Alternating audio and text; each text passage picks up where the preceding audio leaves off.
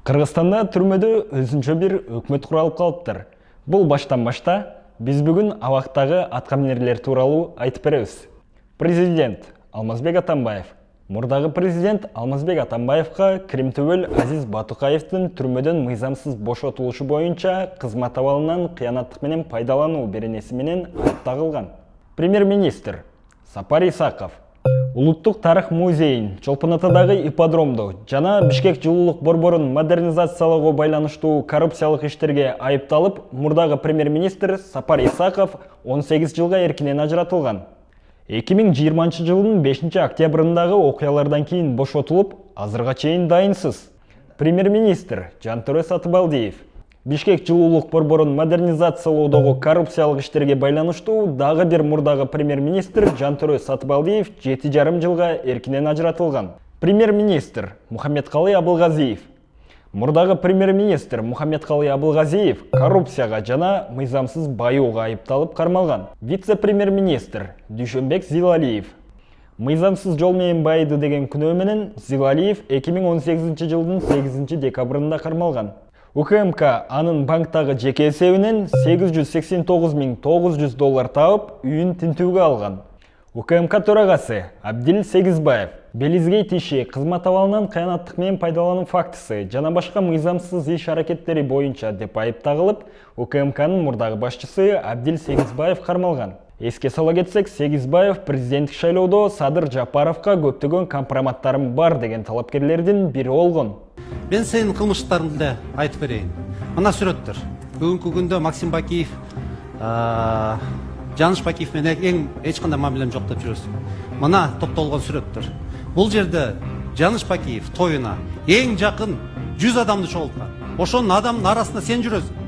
Ички иштер министринин мурдагы орун басары Курсан Асанов октябрдагы окуяларда Ички иштер министрлигинин имаратын басып алды деп ИИМдин мурдагы орун басары Курсан Асанов кармалган.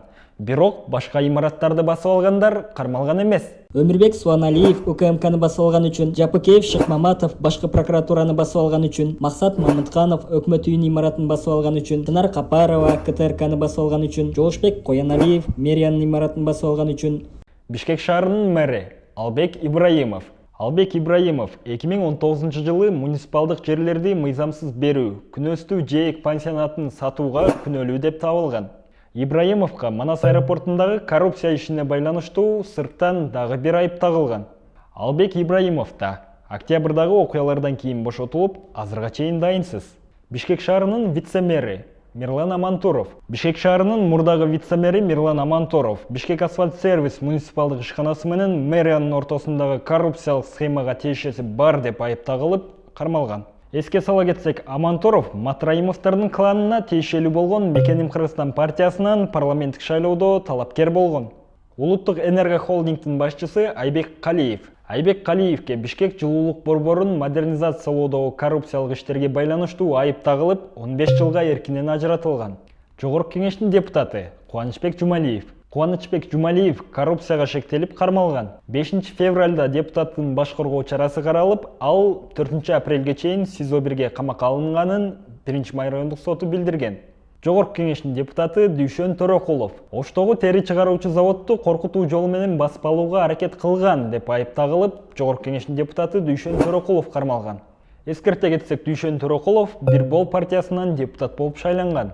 6 октябрдан кийинки башаламандыкта Дүйшөн Төрөкулов өзүн Ош шаарынын мэринин милдетин аткаруучу катары жарыялаган. Эртеси кайра Таалайбек Сарыбашев ордуна отурган. Биз абактагы аткаминерлер тууралуу сөз кылдык. Булардын катары дагы толукталуусу керек. Же кимдир бирөө ак жеринен отурат деп ойлойсузбу? Кимдер менен толукталуусу керек? Комментарийге жазыңыз.